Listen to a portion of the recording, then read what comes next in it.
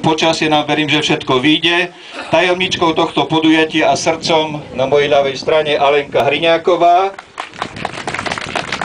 Dovoľte, by som vám predstavil aj kolegov rozhodcov, autor trate, známy to turistický borec Ďuro Berila. Ďalej ďalší kolegovia Tomáš Poľančík, Jožko Olejar, Peter Konrady a krásny bradatý chlapec zo Svidníka Vlado Boršovský.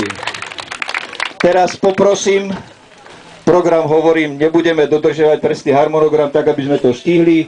Poprosím krásne dievčatko zo Svitu, Lenku, aby vám prečítala sľub pretekárov. Keď ona povie, tak sľubujeme, tak vy povedzte, tak sľubujeme. Skúsime to.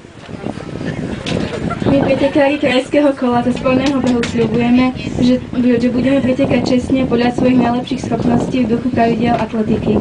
Nech zvíťazí najlepší z nás, tak sľubujeme. Bravo! Ďakujem ti, Lenka.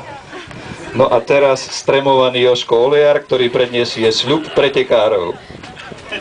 Sľubujeme na svoju česť a svedomie, že krajské kolo cezpolného behu budeme rozhodovať čestne a spravodlivo podľa súťažného poriadku a pravidiel atletiky. Tak sľubujeme.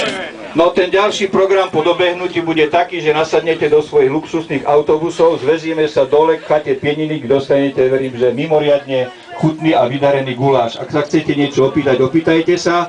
Tí, ktorí sa nestihli zaprezentovať, máte bohužiaľ smolu.